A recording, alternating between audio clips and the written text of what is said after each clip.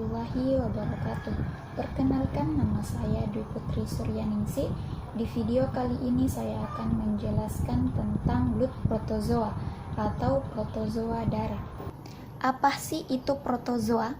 Protozoa adalah mikroorganisme menyerupai hewan yang merupakan salah satu filum dari kingdom Protista.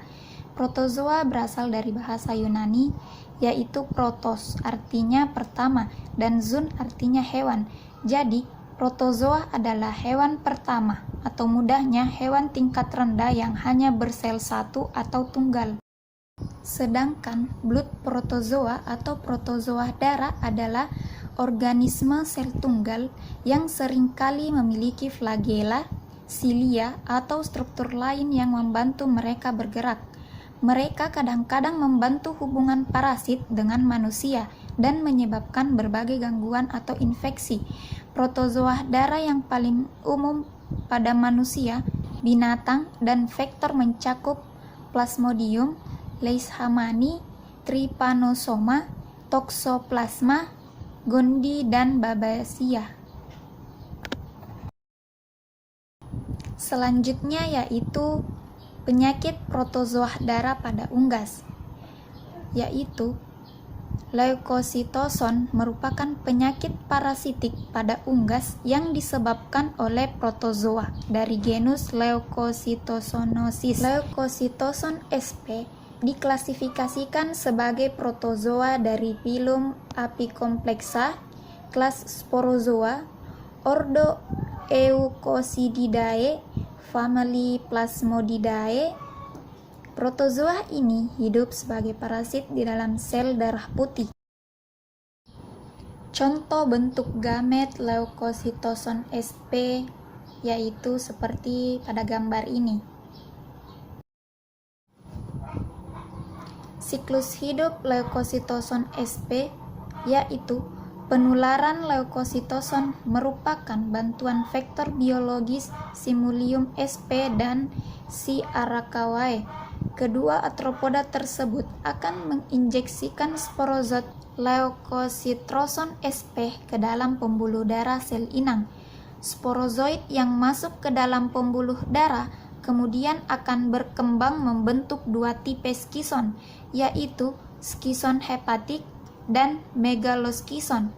Skison hepatik akan membawa oleh aliran darah menuju hati dan berkembang membentuk merozoid.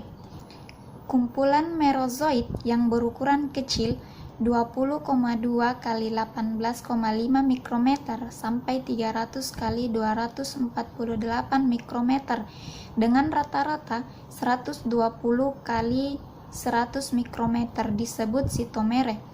Megaloskosin jumlahnya lebih banyak daripada hepatiskison.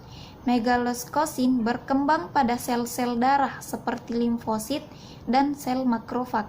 Megaloskosin yang terdapat pada sel darah akan beredar ke organ tubuh seperti otak, hati, paru-paru, ginjal, saluran pernafasan, dan setelah itu 6 hari terinfeksi.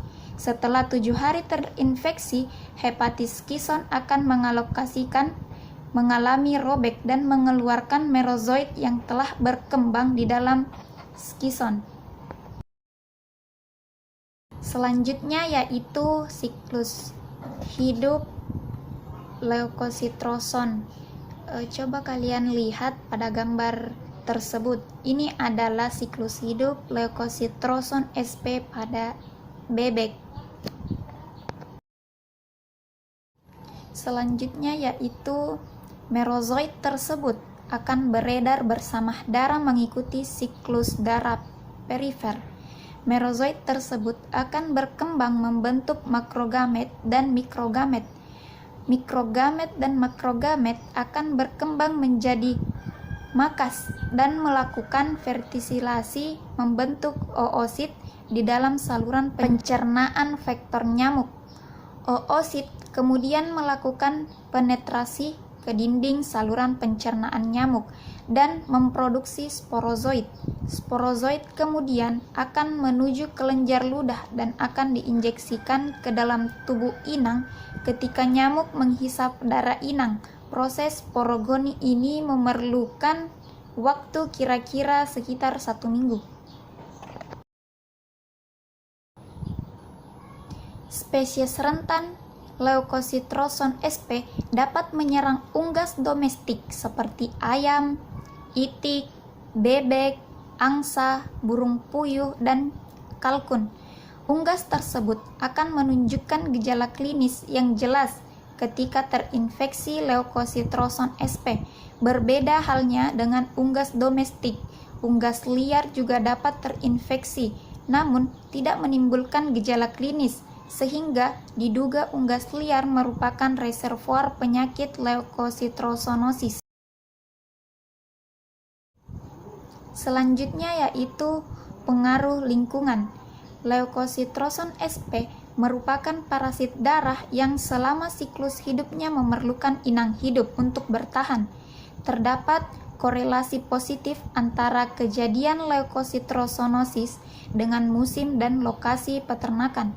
Saat pergantian musim, dari musim penghujan ke kemarau, frekuensi kejadian leukocytosonosis cenderung mengalami peningkatan. Hal ini disebabkan meningkatnya populasi vektor Similium sp dan Culicoides sp.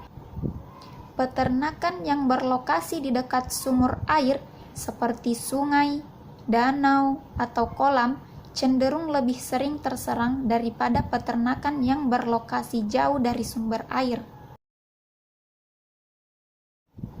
Sifat penyakit Leukocytoson sp lebih sering menyerang unggas muda. Unggas muda yang terkena Leukocytoson sp akan bersifat akut, sedangkan infeksi pada unggas dewasa akan bersifat kronis. Penyakit Leukocytoson sp mengganggu sirkulasi darah perifer unggas sehingga unggas yang terinfeksi mengalami anemia, kelemahan, dan kematian. Organ lain yang terganggu akibat infeksi agen ini adalah hati. Hati unggas yang terserang akan menunjukkan lesi berupa bintik nekrotik. Selanjutnya yaitu cara penularan. Penularan leukocytosonosis memerlukan vektor biologis Similium sp dan C. arakawae. Kemudian, vektor tersebut merupakan inang antara di mana terjadi perkembangan siklus hidup Leukocytoson sp pada tahap sporogoni. Vektor yang terinfeksi mengandung sporozoid pada kelenjar ludahnya. Sporozoid akan masuk ke dalam tubuh unggas ketika menghisap darah inang. Cara pengobatannya yaitu pengobatan leukocytosonosis dilakukan dengan memberikan pyrimethamine dosis 1 ppm, sulfadimetosin dosis 10 ppm, pemberian klopidol dosis 125 ppm. Diketahui efektif untuk pencegahan. Pemberian dosis obat untuk pencegahan pengobatan mengikuti petunjuk pada leaflet atau kemasan obat. Pencegahan. Untuk menghindari terjangkitnya leukocytosonosis, sebaiknya peternak memperhatikan adanya genangan atau sumber air di sekitar peternakan. Sumber air merupakan tempat bagi vektor di sekitar kandang akan memperbesar kemungkinan kejadian infeksi sehingga perlu dilakukan upaya pengendalian terhadap vektor. Pengendalian vektor dilakukan dengan cara menjaga kebersihan dan sanitasi kandang, penggunaan perangkap cahaya atau light trap, ataupun penggunaan zat-zat kimia seperti larvasida, atrakan kimia atau perangkap serangga, dan repelen atau kimia pengusir serangga.